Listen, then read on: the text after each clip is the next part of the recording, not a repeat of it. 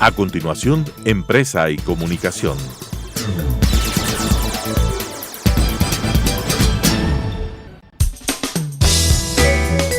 Clasificación B, bajo supervisión de un adulto.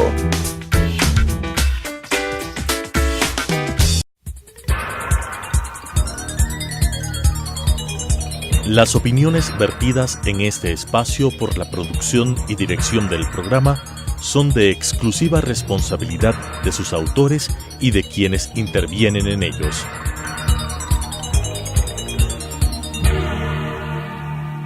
Telesucesos Canal 29 UHF presenta Empresa y Comunicación.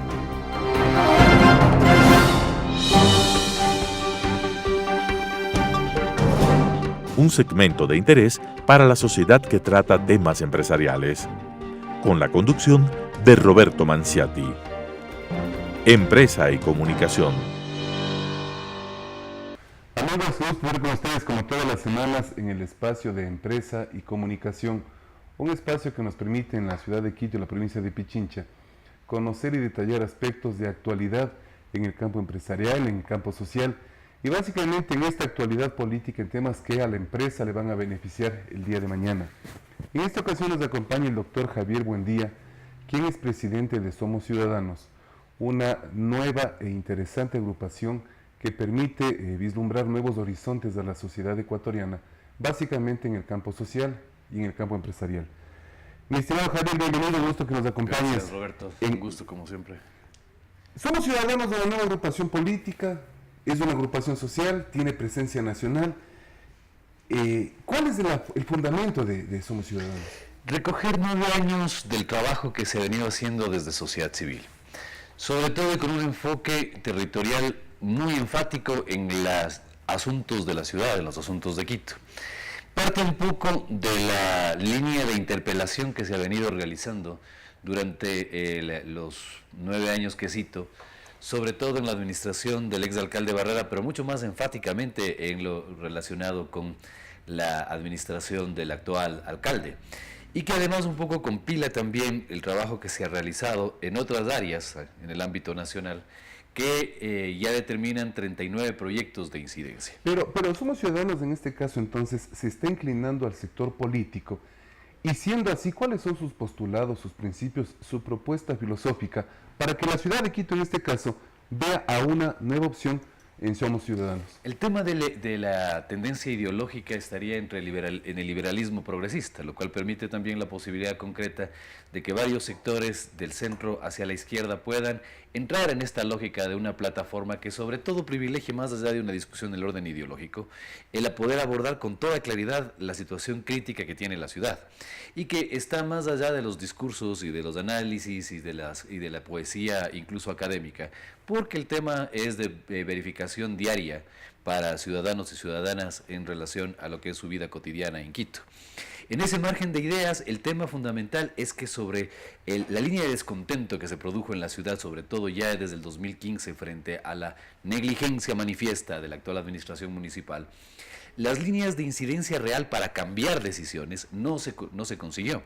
Una evaluación concretísima hecha entre varias organizaciones comunitarias, barriales, de sociedad civil en noviembre del 2016 determinó que la incidencia desde estos espacios no estaba concretando resultados. Por lo tanto, había que entrar ya en una manifestación de activismo en el orden político para que desde esa línea establecer con toda claridad la posibilidad del cambio del estado de cosas en la ciudad.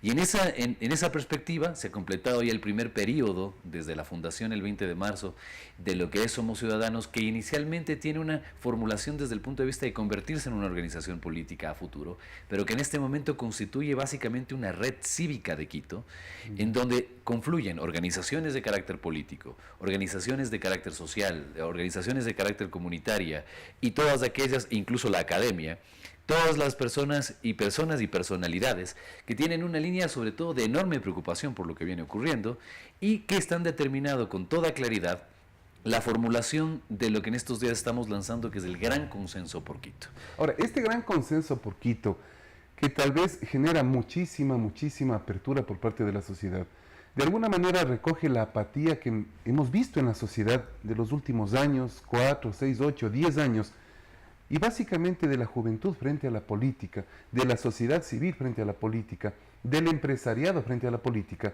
Y ustedes están en este momento captando todo ese sector social en beneficio de Quito y posteriormente del país. Y en un momento histórico muy complicado, Roberto, porque nada menos y nada más que el tema de la línea de sometimiento y lo que nosotros hemos llamado el síndrome de la resignación, pasado el tema de todo lo que constituyó la línea de presión social por parte del gobierno anterior, ataca a una ciudad y a un país en plena crisis económica. Entonces, en esa fórmula la reacción es mucho más complicada porque la desarticulación que existe alrededor de las organizaciones, alrededor de las personas, alrededor de los intereses, es mucho más manifiesta en una situación crítica, en donde incluso también está el tema del síndrome del sálvese el que pueda, frente a una situación tan dramática y que tiene una concreción muy lógica en términos de su comprobación cuando tenemos que las cifras de desempleo, por ejemplo, en la ciudad de Quito, ya alcanzan cerca del 10% y la deserción laboral de manera integral están ya en que 7 de cada 10 personas que vivimos en la ciudad de Quito no tienen o no tenemos un empleo formal. En ese orden de ideas, entonces, el tema de la apatía se viene en este momento a presionar para que la gente reaccione, no tanto desde el punto de vista de sus convicciones o sus ideales, sino por el punto de la necesidad. Y el tema en la ciudad de Quito es dramático cuando hay asuntos ya tan claros que en un periodo corto de 3-4 meses hemos tenido casos como el del Toronto, como el tema del Troje, como el tema relacionado de muertos en el proyecto Metro, en la instalación de un pesebre en el Panecillo, y el tema de lo relacionado con el incremento ilegal, ilegítimo y arbitrario del impuesto predial. Entonces, ya no son asuntos que están allá en la poesía o que tienen que ver cuando uno enciende el televisor. Están en los hechos. Están en los hechos, en la comprobación y sobre todo están en los presupuestos de las familias. Ahora, para centrarnos en la siguiente parte del programa, en el tema municipio específicamente, el momento actual del Ecuador, tú acabas de decir dos términos muy interesantes. Primero, el sálvese quien pueda.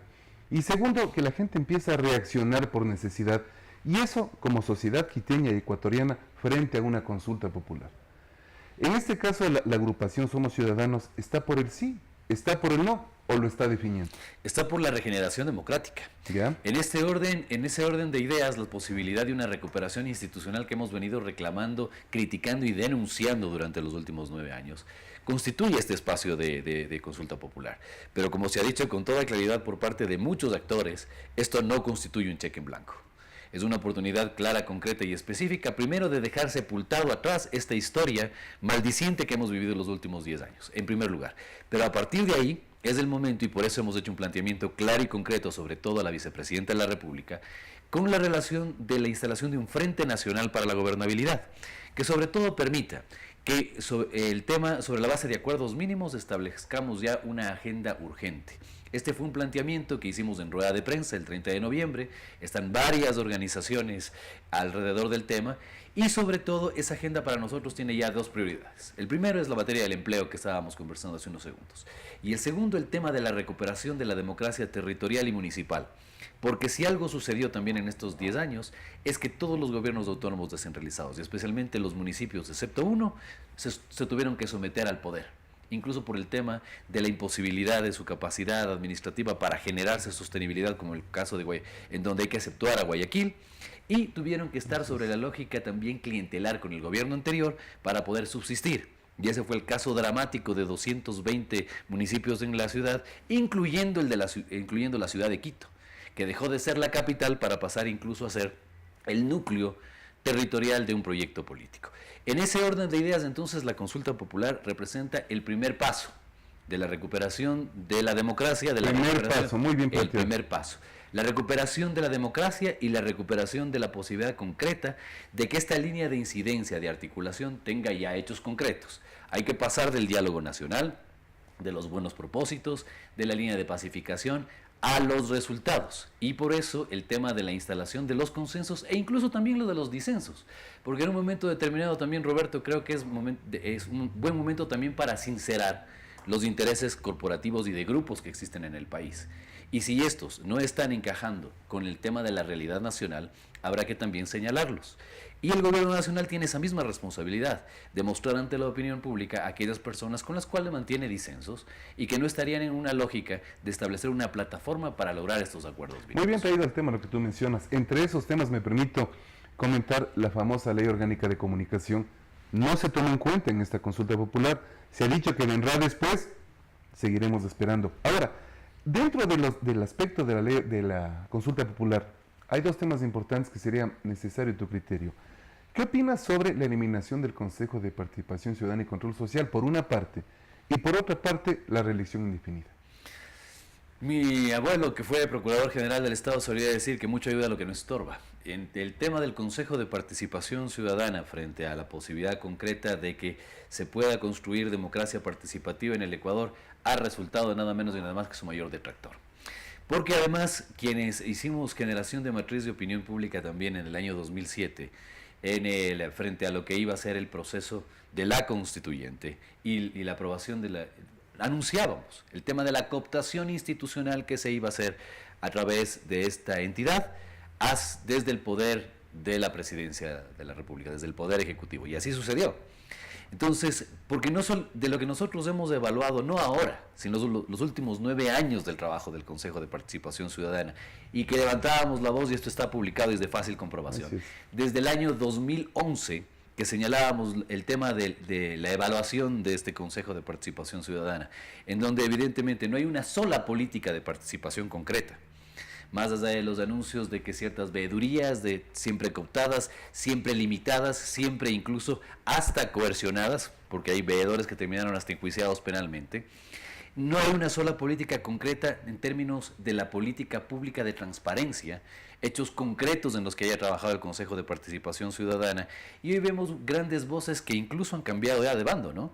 En un momento determinado fueron consejeros de Participación Ciudadana y defendían con ardor el tema del proyecto de la Revolución Ciudadana, y hoy están en el proyecto que está en el poder. En ese orden de ideas, el tema del Consejo de Participación Ciudadana, esta reforma, si bien vamos a votar enfáticamente que sí, es insuficiente. Porque quienes recogimos, entre ellos incluso también el consorcio de empleadores, el propio, con el respaldo de siempre del SECREA, al 25 de septiembre, cuando el presidente de la República abrió la posibilidad de que se incorporen todas las posibles preguntas de lo que sería esta consulta popular y referéndum, se habló del tema de la derogatoria de la ley de comunicación, se habló del tema de la eliminación de este Consejo de Participación y de la revisión toda de la función de transparencia, sobre la base concreta de que la crisis de opacidad y de falta de probidad y ética pública es un hecho concreto. Así que nos parece un tema absolutamente insuficiente. Hay que estar muy claros en que el proceso de designación de lo que ocurriría con respecto a este Consejo Transitorio tiene que mostrarse como parte de esos acuerdos mínimos de una negociación transparente y de cara al país. Se ha dicho que el tema de los 21 postulantes que serían presentados dentro de las ternas de la Asamblea estarían dentro de la posibilidad del escrutinio público, lo cual será importante entonces ver cómo se reglamenta, cómo se instruye el tema del proceso de esta escogencia, y además a trabajar de inmediato. Porque el 4 de febrero, si es que cuando se publiquen el tema de los resultados hasta su proclamación oficial, tienen que inmediatamente enmendar el Código de la Democracia para dar la posibilidad, ¿no?, de que entren dentro de lo que determina los plazos legales a la elección en febrero del 2019, durante las seccionales también, por primera vez la elección de los nuevos consejeros y consejeras de participación ciudadana. Así que efectivamente yo creo que esta sería una manera de, si es que se va a renovar, hacerlo bien, en términos de que efectivamente goce de la autonomía, la independencia y la famosa formulación del espíritu de Montecristi que tanto nos habla para lo que fue creado este Consejo. Hemos comentado en estos minutos iniciales los temas en los que la Presidencia de la República y el Gobierno nos tiene todas las semanas, y en eso estamos dedicados los medios de comunicación, los empresarios, los actores políticos y actores sociales. Ahora, ¿qué vendrá después del 4 de febrero? Esperemos. Vamos al tema del municipio de Quito, vamos al tema de Quito. Tenemos claro de que ustedes como agrupación, como un grupo de ecuatorianos, de quiteños de nobleza, presentaron a la Contraloría un examen especial por el tema de Mauricio Rodas. ¿Cómo está ese trámite de lo que ustedes hicieron frente a la Contraloría? Inconcluso. Y ya han pasado 14 meses y valga esta la oportunidad para hacerle un llamado cada vez más enérgico y respetuoso, eso sí, pero enérgico al señor Contralor, doctor Pablo Celi, porque han pasado 16 meses de nuestro ¿Y no han conversado con él? Hemos tenido la única posibilidad. Nosotros no buscamos ciertos acercamientos, sobre todo cuando hay materia administrativa que podría devenir en lo judicial. Yeah. Es decir, una fórmula de mantener el tema de la probidad es esa. Simplemente a través de nuestros escritos y que nos sean contestados de manera clara, oportuna y de manera contundente. Los distintos pedidos que hemos hecho de alcances al tema de ya lograr un informe borrador respecto de lo que significan la contratación proyectos como el metro, el tema Quito Cables, el tema de la solución Guayasamín, la situación del proyecto bicentenario en el antiguo aeropuerto, entre otros, la situación de varias empresas como la empresa de pasajeros, etcétera, etcétera. Lo que ha sucedido durante estos 16 meses es que hemos requerido al señor Contralor el tema de que efectivamente ya hayan temas concluyentes. 16 meses nos parece un tiempo ya suficiente. Y sobre todo porque ese informe contiene el tema del posible cometimiento de la infracción respecto al artículo 241 del COTAD, que establece cómo deben establecerse el tema de la formulación de los presupuestos en cualquier gobierno autónomo descentralizado, incluido el de Quito. ¿Cómo empieza? Se tiene que llamar al máximo órgano de participación ciudadana, que en este caso, según las ordenanzas en la ciudad de Quito, es la Asamblea de Quito, para presentarle por parte de la responsabilidad del alcalde. Este es el plan de obras, este es el anteproyecto de presupuesto. Ahí están las cámaras de la producción, los organismos barriales, etc. Ellos examinan y emiten una resolución que luego, acompañando a esos otros dos documentos, inician en la comisión respectiva del Consejo todo el trámite que termine en el mes de diciembre en normales condiciones, siendo aprobadas el presupuesto para la ciudad, para la provincia o el GAD que sea determinado para el periodo siguiente. En este caso, en el caso de Quito, no ha ocurrido ni para los presupuestos de 2015, 2016, 2017 y el tema del 2018 fue lacerante. Primero, entró por Ministerio de la Ley. Nunca aprobó el Consejo Metropolitano. Y dentro de los hechos agravados es que nada menos y nada más que a nadie se le consultó en violación del 241 en el año pasado, este incremento entre 100 y 612% del impuesto predial, cuyo recaudo se ha dicho que de pasar de 42 millones a 80 millones es para nuevamente financiar el tema de la subvención, que en realidad es un subsidio ilegal, a los transportistas para mantener la tarifa. Esos son temas que hemos pedido a la Contraloría desde el 8 de septiembre del 2016 que se pronuncie. Pero más allá de eso, este 14 de febrero, sobre la línea de la seriedad que nos ha caracterizado, y frente a la rueda de prensa que dimos el 9 de febrero del año anterior, estaremos presentando 37 casos sustanciados para proponer la remoción del alcalde de Quito, más allá de estos ensayos que están haciendo en este momento. Porque en estos días estamos viendo otras organizaciones que incluso en este momento llegué a saber que se ha presentado la posibilidad analógica de que el mismo juez se autosancione. Pero está bien, porque así es el ejercicio de la democracia. Cuando ustedes plantean la posible remoción del alcalde de Quito, se suman estos 37 casos que has mencionado y que ustedes tienen totalmente fundamentados, y a eso tal vez se sumaría el tema de la recolección de la basura, se sumaría tal vez el detalle que se ha mencionado en estos últimos días de que el Metro de Quito, sus instalaciones no tienen ni baños y tal vez tienen solamente baterías sanitarias, que son temas que están diciendo en estos días. ¿Se sumaría eso? Por supuesto, porque el tema de la casuística lo que hace es atender exactamente a 3 causales que están total y completamente tipificados en el COTAD, en el 333. Despilfarro de recursos, haberse ido contra norma expresa. Todos estos contratos que se han establecido, por ejemplo, en las grandes obras, en estas pequeñas, hablando del tema del metro, violaron presuntamente el artículo 57 del Código Orgánico de Finanzas Públicas. ¿Qué establece ese artículo? Que toda entidad pública tiene la responsabilidad de demostrar el tema de la factibilidad financiera y tener estudios a nivel de prefactibilidad previo a la suscripción de contratos. El tema del metro no los tiene. El tema de Quito Cables no los tiene en su línea 1. Y si, esto hablado desde lo grande, ni tampoco el tema de las contrataciones respecto de flotas como las de los articulados y biarticulados en la empresa de pasajeros, ni de la flota de la recolección de basura, que incluso tuvieron hasta que pedir el aval académico de la Universidad Laica de Manta, de Manabí. En ese orden de ideas, además, está el tema relacionado con la legislación de participación ciudadana que no puede ser violada, y que en el caso de los presupuestos, y por eso hoy los quiteños y quiteñas están pagando lo que están pagando de impuesto predial, es porque nadie les consultó y esa violación es flagrante. Pero un tema fundamental, mi querido Roberto, es que no se puede combatir la improvisación con mayor improvisación. No se puede llegar al tema de la descalificación de una denuncia porque no se lo hace ante la autoridad competente, porque se invocan normas derogadas y porque no se fundamentan las cosas.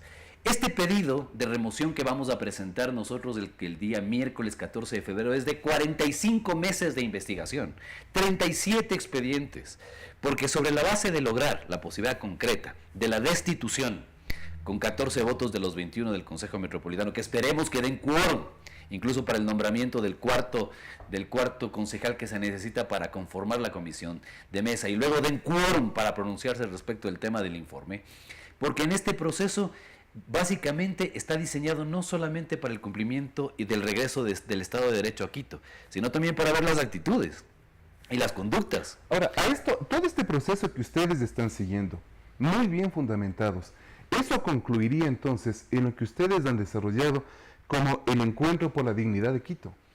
Lo que está ocurriendo respecto del encuentro por la ciudad en la recuperación de este principio fundamental humano que es la dignidad, es que estamos conformando el consenso por Quito en relación a el proceso de la remoción, el proceso de la interpelación para concluirlo, ¿no?, durante el año 2018, pero también para ver qué vamos a hacer con la ciudad, Roberto.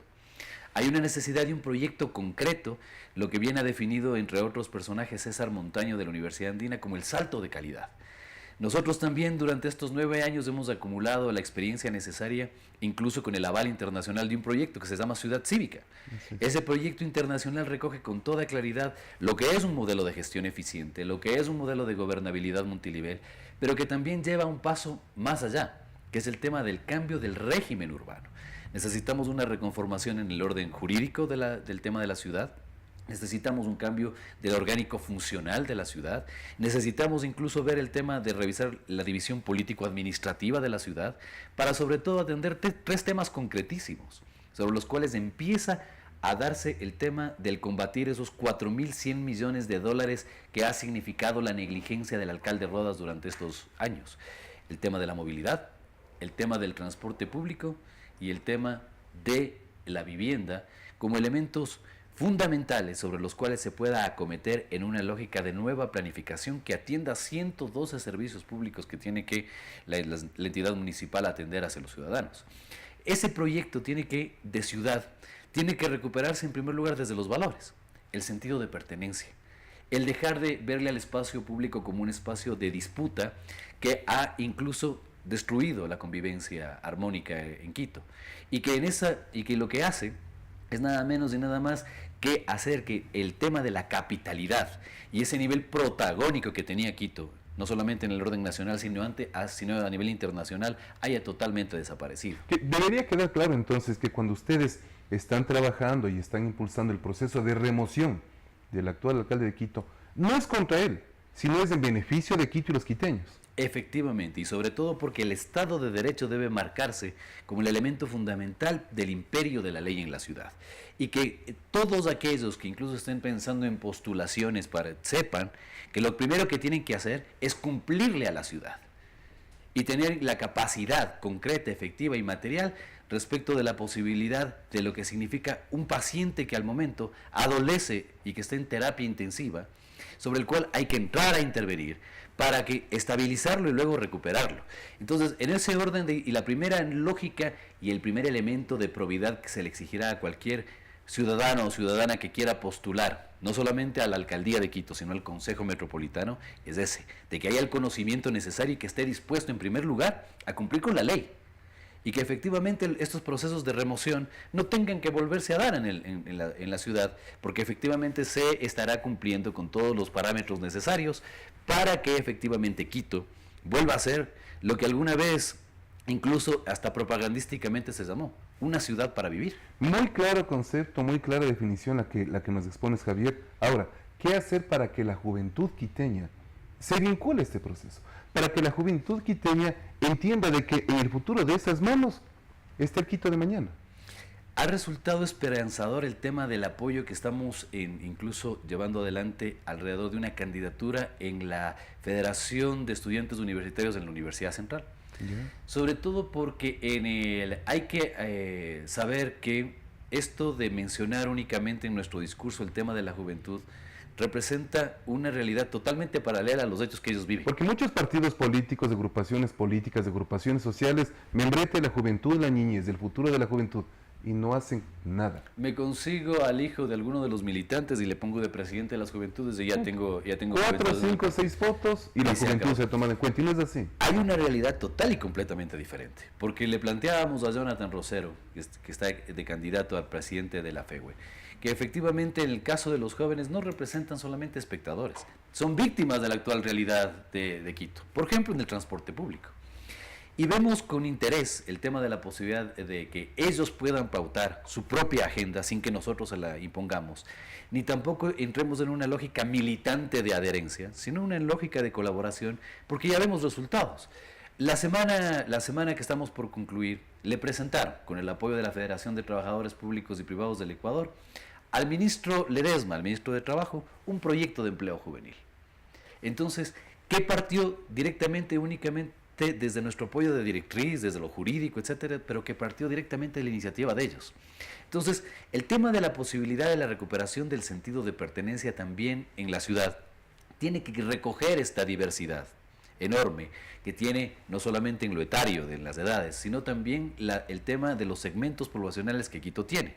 Por eso es que el tema de la polifuncionalidad, el tema de la construcción de centralidades de otra fórmula, hace que evidentemente Quito tenga una línea de retraso en su desarrollo y en su línea de progreso, porque todo fue impuesto en la ciudad. Es decir, la letra con sangre entra. Y además la alcaldía de Quito estaba en Carondelet, pues en el periodo anterior. Entonces, en esa línea, las posibilidades de que emerjan iniciativas concretas, lo que hay que es saberlas guiar, pero hay que permitirles que sean guiadas por los propios grupos sociales. Una clara conceptualización política de lo que necesita Quito, el trabajo que necesita Quito, y con la visión de futuro que ustedes están planteando, estaríamos seguros de que Quito en el futuro tendrá beneficios como ciudad, su juventud, el aspecto político, social y todo lo que hemos conversado. Queremos agradecer a Javier Buendía, al doctor Javier Buendía, por la compañía, por su presencia y augurar éxitos en este proyecto de Somos Ciudadanos que permitirá a los quiteños y al país posteriormente tener buenos días. Muchísimas gracias. Gracias, Roberto. Y a la orden. Con ustedes, amigos, hasta la próxima semana.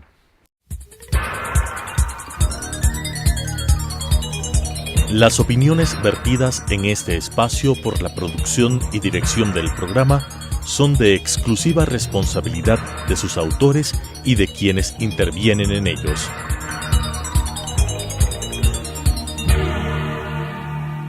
Telesucesos Canal 29 UHF presentó Empresa y Comunicación.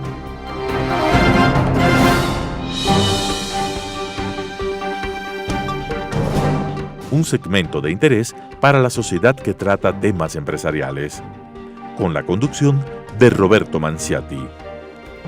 Empresa y Comunicación.